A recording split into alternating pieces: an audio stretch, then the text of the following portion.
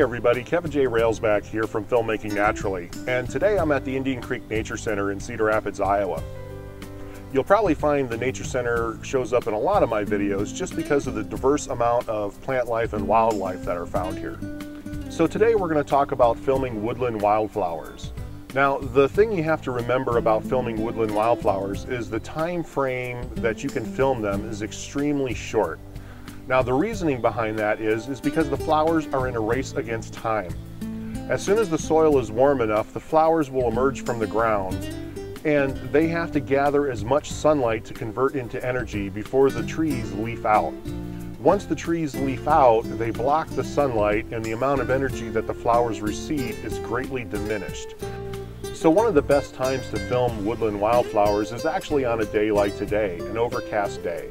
Now, that may go against everything that you've thought about filming outdoors in nature and wildlife, but overcast is actually the best time to film woodland wildflowers because the cloud layer acts as a giant softbox and smooths all the harsh shadows that you would normally get if it was a clear sunny day, and gives you a very pleasant light to film the wildflowers. Now, you can still, of course, go out on a sunny day, but I would bring some kind of diffuser that you could put between the sun and your flowers to give you a nice soft look. Woodland wildflowers are extremely small. This will give you an idea of just how small these flowers really are. Now, you're going to have to use some kind of support to film these flowers. There's just no way you can get that close and hold the camera steady enough to get a good shot of these flowers. So some kind of support is a must. Now, if your tripod gets low enough, you can use a tripod, but what I like to use a lot of times, especially when the flower isn't facing straight up, when it's kind of bent over, sort of like this flower is I like to use like a beanbag or something similar to cradle the camera from moving around and rocking. I can reposition it, and the beads in the beanbag will move around to hold the camera just about any position I want to place it in, but it gets it low enough to the ground that I can shoot almost like eye level to the flower, and that's very important. Because depth of field, or the amount of area that is in focus, is so narrow, it's important when filming woodland wildflowers that your camera sensor is parallel to the flower that you're filming. Now, if your camera isn't parallel to the flower, you can actually have parts of the flower not in focus.